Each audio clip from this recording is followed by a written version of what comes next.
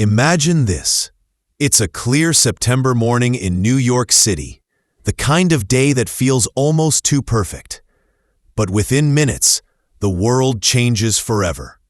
We all know the story of 9/11, but what if I told you that even 24 years later, brand new images and videos from that day are still being discovered? These are not just shaky clips or forgotten snapshots. These are vivid, raw, and deeply personal moments that were locked away in old cameras, tapes, and even floppy disks. And thanks to a dedicated group of digital sleuths calling themselves the 9/11 Media Preservation Group, this powerful history is being uncovered, digitized, and shared with the world, sometimes for the very first time. One of the most striking examples comes from a man named Edward Sferaza. On the morning of September 11th, 2001, he was just a block away from the World Trade Center when he pulled out his camcorder. His tape shows the horror in real time. Smoke pouring from the North Tower, stunned bystanders staring upward, and then the shocking moment when the second plane hits. His voice trembles as he tells people to go home, not to look up. When the first tower collapses, his camera keeps rolling as he is swallowed by the dust cloud, coughing and stumbling, but never stopping the recording.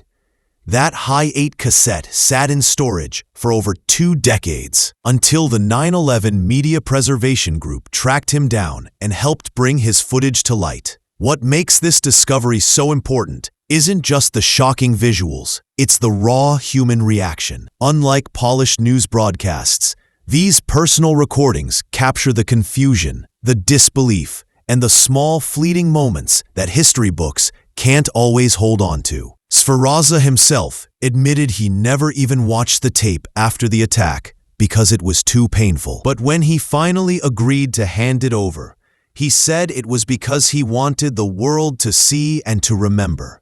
For the Preservation Group, that's the mission: to keep these memories alive, not just as headlines or timelines, but as lived human experiences. The 9/11 Media Preservation Group is run by a man named Andrew, who prefers to keep his last name private. He describes the events of that day like a massive puzzle, with countless individual stories and pieces that slowly fit together. His group, which includes volunteers from around the world, hunts down lost or forgotten media, from dusty attic tapes to half-remembered documentaries, and works to digitize them before they're lost forever. In just 2 years, they've uncovered footage and photos that had been hidden away for decades, each one adding another layer to our collective understanding of what really happened on that morning. For Andrew, the mission is personal. He was only a child on 9/11, but the memory shaped his life and career. He now works in safety systems for large public facilities, directly influenced by the events he watched unfold as a kid. Running the archive group has become a second full-time job for him, one that connects him to survivors, witnesses, and everyday people who captured what they saw but never thought anyone else would care to see. A lot of people never talked about it, he says, or thought their perspective wasn't important. His work proves otherwise.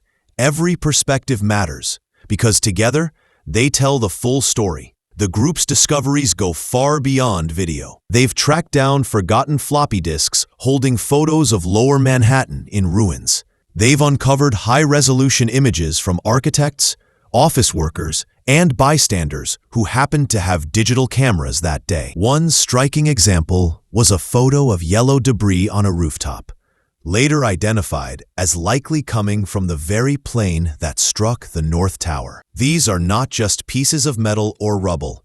They are fragments of history that connect directly to the moment of impact, reminders of how massive and tragic the event truly was. Andrew and his team often work hand in hand with the National September 11th Memorial and Museum.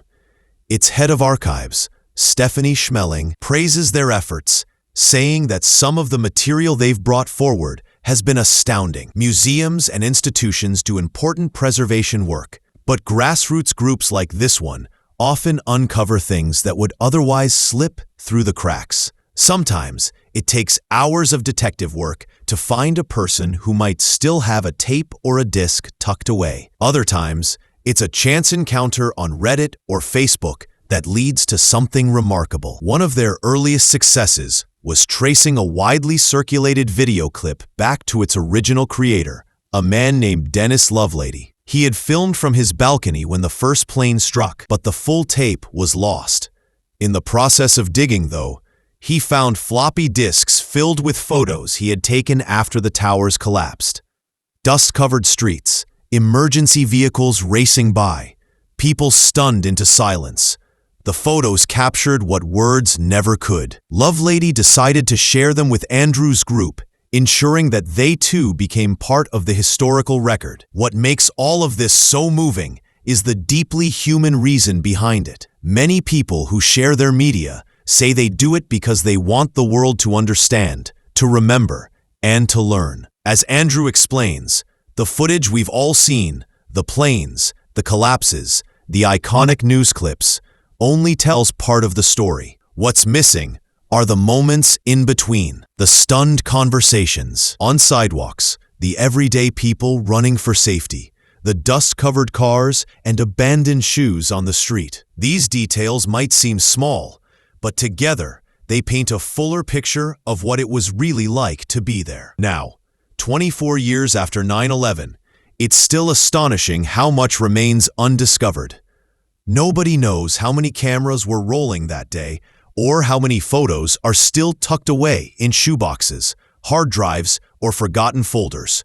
But as time passes, more people feel ready to share what they've held on to, and groups like the 9/11 Media Preservation Group make sure those memories are preserved. Their work reminds us that history is not static. It lives in the stories, images, and voices of those who witnessed it. And by uncovering these hidden perspectives, we gain not only a deeper understanding of the tragedy, but also a lasting tribute to the resilience of the human spirit.